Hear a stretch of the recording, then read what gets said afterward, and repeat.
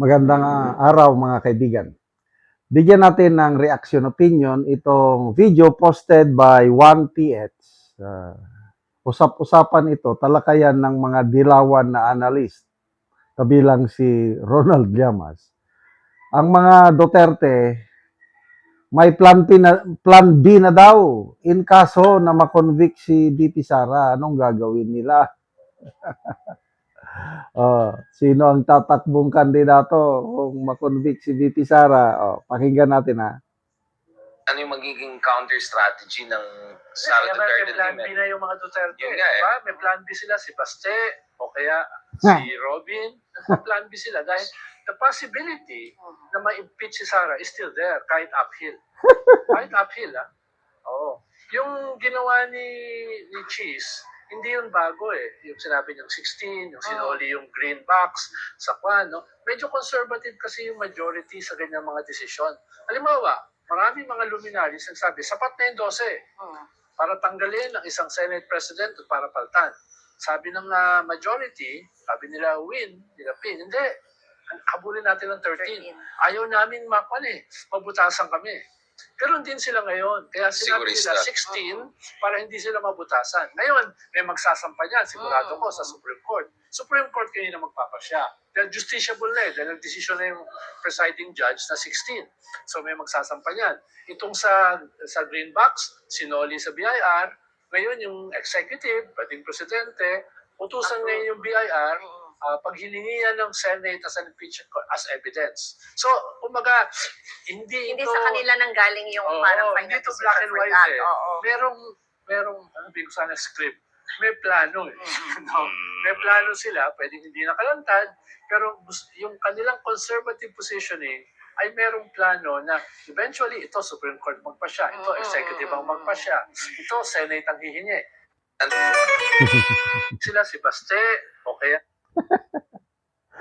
Nakakatawa itong Ronald Llamas.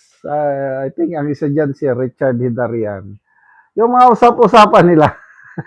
Anyway, wala namang, libre namang mangarap. Diba?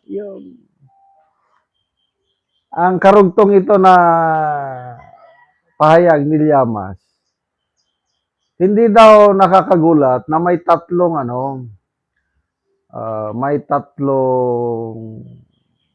taga-minority camp na babaliktad at boboto ng conviction ni BP Sara. Kasi granting na yung 13 na majority ngayon lahat boboto ng conviction. Namurong problema sila, sino yung tatlo? So, kinokondisyon yung Maynila na may possibility pa rin na makonvict si BP Sara. Yun ang sinasabi niya. Although uphill, mahirap. Kailang may possibility. No retreat, no surrender. Ganon ang fighting spirit ni Llamas at mga kasama niyang dilawan. Mayroon yan. Tatlo. Sino daw? Nakakatawa yung kanyang analysis. Anyway, wala namang masamang mag-analyze. Political analyst ko na eh. Sinong tatlong babaliktad? Huwag kayo magugulat, si Bongo, babaliktad yan. Yung dalawang magkapatid na bilyar, babaliktad yan. Yan ang nakakatawa na lang.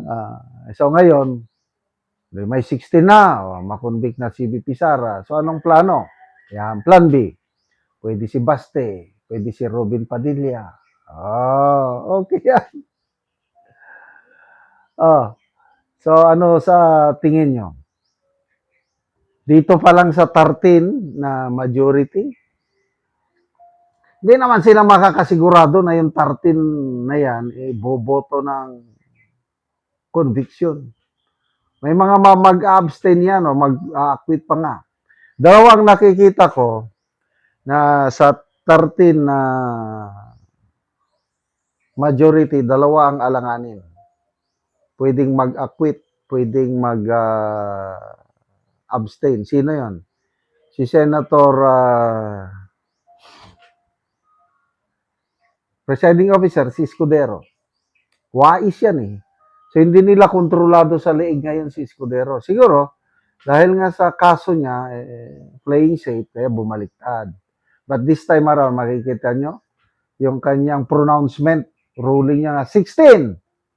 Sabi niya, hindi ko na ipinaalam sa kasamaan ko, that's mine. Binutuhan nila akong presiding officer. Ang batas, ganito. Yan ang sinasabi ng Constitution.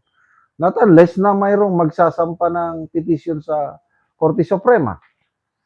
Tama? Ngayon, bakit hanggang ngayon wala pang nagsasampa ng petition sa Korte Suprema?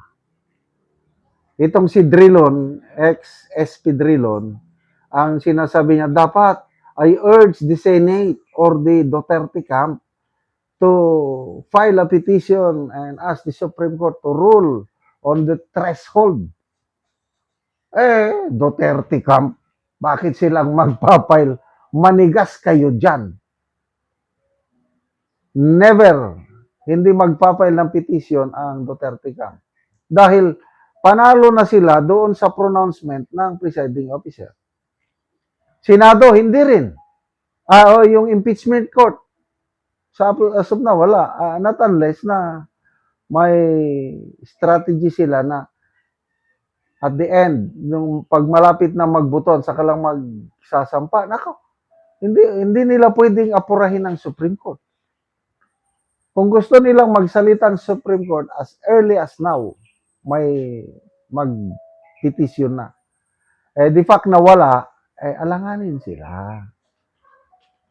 Kaya, malabo itong sinasabi ni Llamas.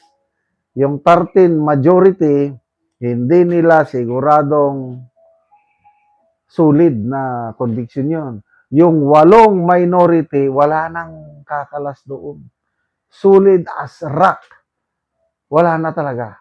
Kaya, pagbigyan na lang natin itong mga dilawan, Llamas, na mag-plan B pa daw. Anong tawag yan? Desperado. Well, of course, may fighting spirit sila, hindi nag-give up. Kaya lang, pabayaan natin silang mangarap. Libre namang mangarap. Salamat mga kaibigan sa inyong pagsubaybay sa channel na ito. Nakakatulong kayo ng malaki sa tribong Talandig ng Bukidnon dahil ang sweldo natin sa channel na ito is pantulong sa tribo. Namimigay tayo ng libreng yero at pako para makapagpatayo sila ng mas maayos na tirahan.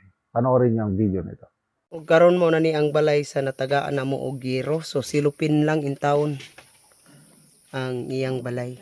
So mag-aatop na siya karon sa iyang atop nga silupin lang. So tolda lang gyud in taon ang iyang balay, ang iyang atop. Ug mo na ni ang nahatag sa iya nga yero.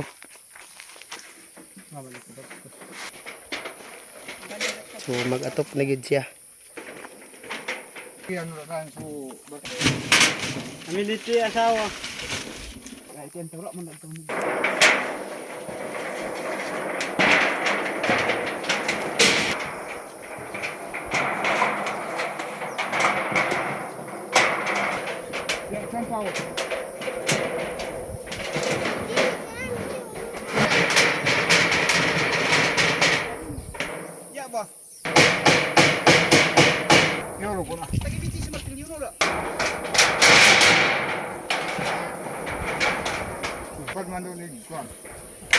Kakagya Cesar.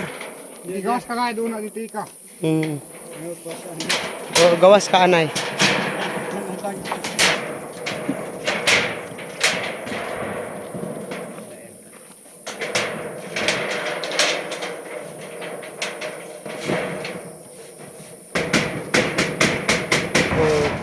karon naman na gyud sa pag-atop. Human na gyud sa pag-atop. So nawala na gyud tong tani kuan lang. Silupin lang nga atop. Karon napulian na gyud sa iro nga among gihatag. Sige dinhi ka kay salamat. Salamat sa nagginabang option. Salamat kayo sa Ginoo. Na nakagbalay ko tungkol sa mga hinabang sa mga vlogger. So pila na katuig nga silupin lang gyud in taon ang imong atop. Pila na to katuig ang silupin lang. Duha na. So duha na lang katuig. So silupin na lang gyud nagantos ka sa Antos kalisod. So salamat kaayo. Taninabang og Shin. Okay, Salamat po. salamat.